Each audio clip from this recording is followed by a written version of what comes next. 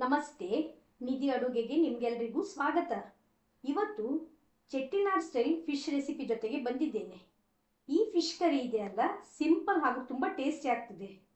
ನಾವು ಸಾಮಾನ್ಯವಾಗಿ ಮಾಡುವ ಫಿಶ್ ಕರಿಗಿಂತ ಸ್ವಲ್ಪ ಯುನೀಕ್ ಹಾಗೂ ಟೇಸ್ಟಿಯಾದ ಈ ಚೆಟ್ಟಿನಾಡ್ ಸ್ಟೈಲ್ ಫಿಶ್ ಕರಿ ಒಂದ್ಸಲ ಮಾಡಿದರೆ ಪುನಃ ಪುನಃ ಮಾಡ್ತೀರಾ. ಹಾಗಾದರೆ ರುಚಿಕರವಾದ ಈ ಕರಿ ಹೇಗೆ ಮಾಡೋದಂತ ನೋಡೋಣ. ಹಾಗೆ ವಿಡಿಯೋ ಇಷ್ಟವಾದರೆ ಪ್ಲೀಸ್ ರೆಸಿಪಿಗೆ ಒಂದು ಲೈಕ್ ಕೊಡಿ, ಶೇರ್ ಮಾಡಿ ಹಾಗೂ ಚಾನಲನ್ನು ಸಬ್ಸ್ಕ್ರೈಬ್ ಮಾಡಿ.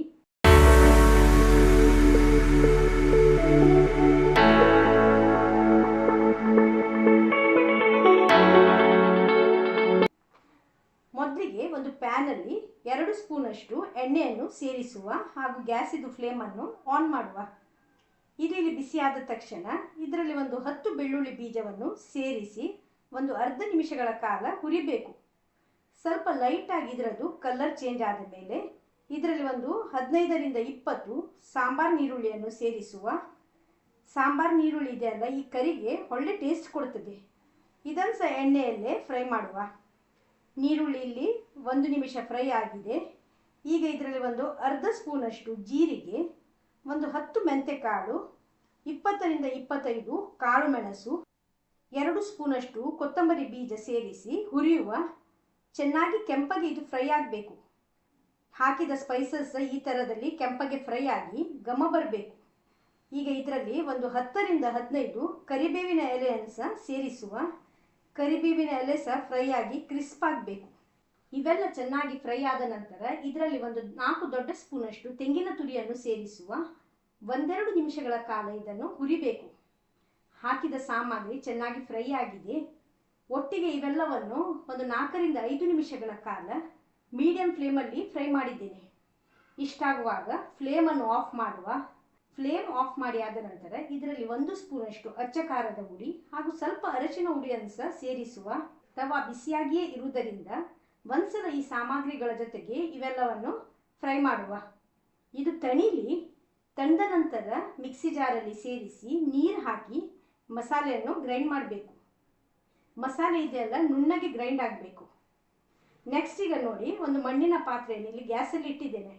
ಯಾವಾಗಲೂ ಫಿಶ್ ಕರಿ ಇದೆಯಲ್ಲ, ಮಣ್ಣಿನ ಪಾತ್ರೆಯಲ್ಲಿ ಮಾಡಿದರೆ ಒಳ್ಳೆ ಟೇಸ್ಟ್ ಆಗ್ತದೆ. ಈಗ ಇದರಲ್ಲಿ ಒಂದು 2 ಸ್ಪೂನಷ್ಟು ಎಣ್ಣೆಯನ್ನು ಸೇರಿಸಿದ್ದೇನೆ. ಎಣ್ಣೆ ಬಿಸಿ ಆಗಿದೆ. ಒಂದು ಅರ್ಧ ಸ್ಪೂನಷ್ಟು ಸಾಸಿವೆಯನ್ನು ಸೇರಿಸುವ. ಸಾಸಿವೆ ಸಿಡಿಯಲು ಪ್ರಾರಂಭವಾಗುವಾಗ ಇದರಲ್ಲಿ ಒಂದು 10 ಬೆಳ್ಳುಳ್ಳಿ ಬೀಜ ಚಿಕ್ಕದಾಗಿ ಕಟ್ ಮಾಡಿ ಸೇರಿಸಿ ಫ್ರೈ ಮಾಡಬೇಕು. ಒಂದು ಅರ್ಧ ನಿಮಿಷ ಫ್ರೈ ಮಾಡಬೇಕು.